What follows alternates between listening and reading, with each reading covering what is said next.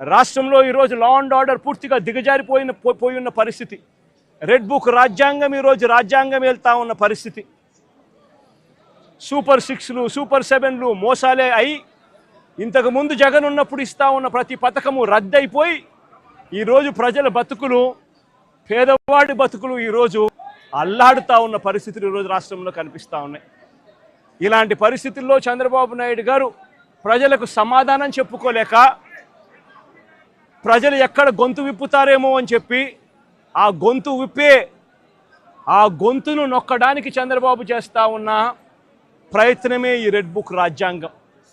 నిజంగా ఈరోజుసారి గమనించినట్లయితే ఇదే ప్రసన్న నా పక్కన ఉన్నాడు. నెల్లూరులో జరిగిన ఈ 2 ఉదంతాలు చెప్తా ఎంతగా దిగజారిపోయాడు చంద్రబాబు నాయుడు అని చెప్పడానికి 2 ఉదంతాలు స్పష్టంగా కనిపిస్తాయి. నా పక్కన ప్రసన్న ఉన్నాడు. 6 సార్లు తాను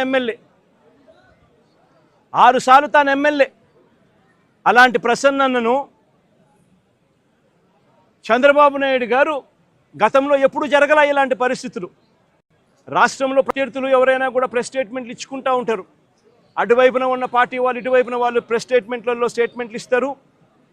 ఇటువైపున వాళ్ళని కూడా ప్రెస్ స్టేట్మెంట్లలో ఇస్తారు స్టేట్మెంట్లు. అటువైపున ఉన్న వాళ్ళు ఇటువైపున అన్అబ్జెక్షనబుల్ లాంగ్వేజ్ వాడినప్పుడు ఇటువైపున ఉన్న వాళ్ళు కూడా అన్అబ్జెక్షనబుల్ లాంగ్వేజ్తో అటువైపున వాళ్ళని కూడా విమర్శిస్తూ ఉండడం ప్రజాస్వామ్యంలో మనం రోజు చూస్తూ ఉన్న పరిస్థితి. కానీ ఎప్పుడూ కూడా ఇలా మనుషులను చంపేయడానికి ఏకంగా 80 మందిని 100 మందిని ఇళ్లకు పంపించేసేసి వాళ్ళు తాగుండి రాడ్లతోనూ కర్రలతోనూ మారునాయుధాలతోనూ వచ్చి కార్లను కూడా తిప్పివేసి పడేసే పరిస్థితిలోకి వాళ్ళు వచ్చి ఇల్లు మొత్తం ధ్వంసం చేసి ఇంట్లో 83 ఏళ్ల ప్రసన్న అమ్మ, ఆవిడ మహిళ కాదా అని అడుగుతా ఉన్నా నేను. ఆవిడను బెదిరించి ఆ సమయంలో ప్రసన్న ఇంట్లో లేడు కాబట్టి సరిపోయింది. ఒకవేళ ప్రసన్న ఆ సమయంలో ఇంట్లో ఉండింటే ప్రసన్నను చంపేసే కార్యక్రమం కూడా జరిగి ఉండేది కాదా అని అడుగుతా ఉన్నా. ఇలాంటి దిగజారిపోయిన రాజకీయాలు గతంలో ఎప్పుడూ మేము చూడలా.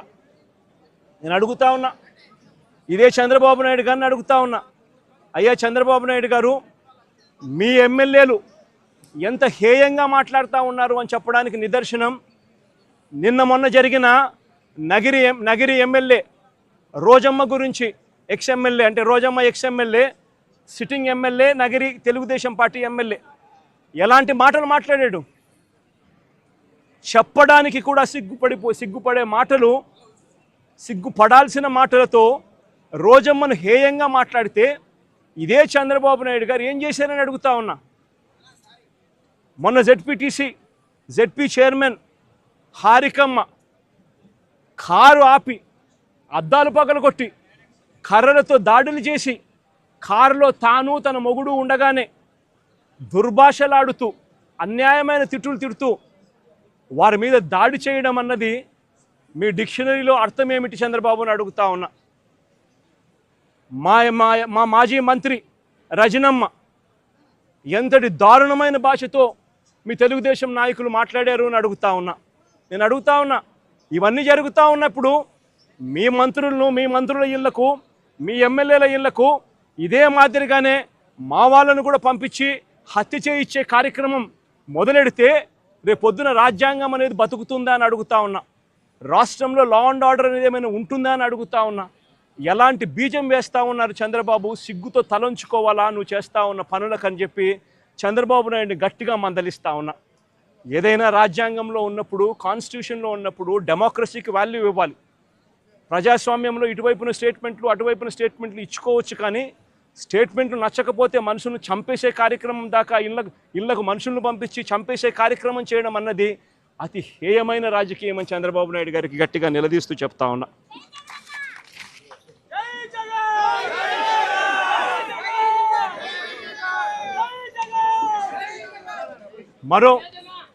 మరో ఉదాహరణ, నా పక్కనే ఉన్న గోవర్ధన్ అన్న కూతురు. నేను అడుగుతా ఉన్నా, గోవర్ధన్ అన్న జైల్లో పెట్టినప్పుడు వీళ్ళ ఇంట్లో బాధ ఉండదా అని అడుగుతా ఉన్నా. వీళ్ళందరూ పిల్లలు కాదా అని అడుగుతా ఉన్నా. వీళ్ళందరికీ బాధ కలగదా అని అడుగుతా ఉన్నా. ఏం తప్పు చేశాడని చెప్పి గోవర్ధన్ అన్నను జైల్లో పెట్టారని అడుగుతా ఉన్నా.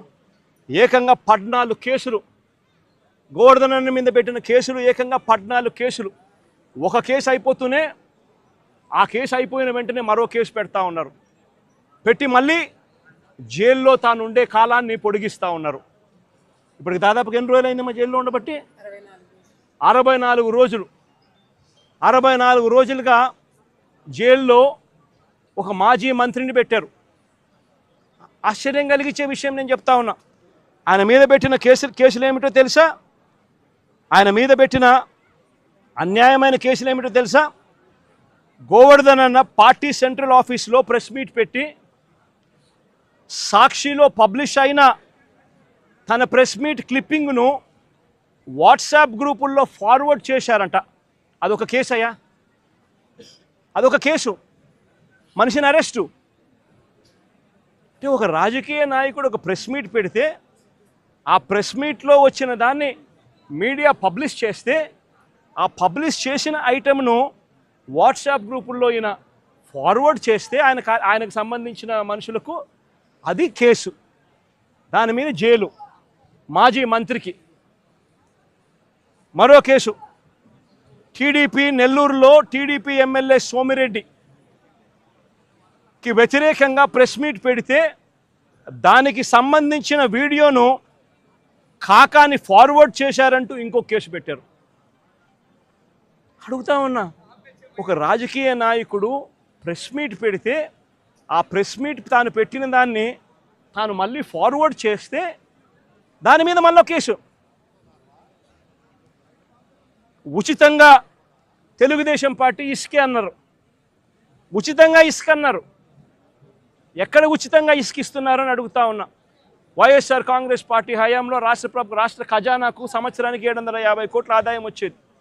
ఈరోజు రాష్ట్ర ఖజానాకు ₹1 రావడం లేదు ఆదాయం. రేటు చూస్తే ఇసుక గత ప్రభుత్వంలో మా ప్రభుత్వ హయాంలో కన్నా డబల్ రేటుకి అమ్ముతూ ఉన్నారు ఇసుకను. గుచ్చెలు విడిగా దోచేస్తూ ఉన్నారు రాష్ట్రాన్ని. అలాంటి సందర్భంలో ఇసుక ఉచితంగా దొరకడం లేదని, మీరు చెప్పింది ఇసుక ఉచితంగా ఇస్తామని చెప్పారు, ఆ ఇసుక ఉచితంగా దొరకడం లేదని భవన నిర్మాణ కార్మికులు నిరసన తెలిపితే ఆ గతంలో పోలిస్తే రేటు డబల్ అయ్యింది అని చెప్పి వాళ్ళంతా కూడా నిరసన తెలుపుతూ ఉంటే దానికి గోవర్ధన్ అన్న సంఘీభావం తెలిపాడు అని చెప్పి ఆ తెలిపిన దానికి మరో కేసు. ప్రజాస్వామ్యం ఎలా ఉందో చూడమని చెప్పి నేను అడుగుతా ఉన్నా. మీ ద్వారా రాష్ట్ర ప్రజలందరికీ కూడా విజ్ఞప్తి చేస్తూ ఉన్నా. ప్రజాస్వామ్యం ఎంత దారుణంగా ఉంది అని చెప్పడానికి జరుగుతూ ఉన్న ఈ ఘటనలు ఎలా అద్దం పడతా ఉన్నాయో గమనించమని అడుగుతా ఉన్నా. మరో కేసు వెంకటాచలం మాజీ జెడ్పీటీసీ శేషయ్యన్న మీద అక్రమంగా కేసు పెట్టి జైలుకు పంపితే దీన్ని నిరసిస్తూ గోవర్ధన్ అన్న మాట్లాడితే పోలీసులకు వ్యతిరేకంగా మాట్లాడారు అని చెప్పి దాని మీద కేసు పెట్టారు. నేను అడుగుతా ఉన్నా, నువ్వు ఏకంగా ఒక జెడ్పీటీసీని తీసుకొని పోయి అక్రమ కేసు నువ్వు పెడితే, నువ్వు అక్రమ కేసు పెట్టినావు అని చెప్పి ఆధారాలతో మాట్లాడిన ఆ వ్యక్తి మీద పోలీసులకు వ్యతిరేకంగా మాట్లాడారని చెప్పి కేసులు పెట్టడం ఎంతటి దారుణమో ఆలోచన చేయమని చెప్పి నేను కోరుతా ఉన్నా. కావలి నియోజకవర్గం ఇంకొక కేసు. కావలి నియోజకవర్గంలో కొల్లదిన్నెలో మా పార్టీ కార్యకర్తలపై తెలుగుదేశం పార్టీ వాళ్ళు దాడులు చేస్తే బాధితులను పరామర్శించి పోలీసులు పక్షపాత వైఖరిని తాను ఎండగడితే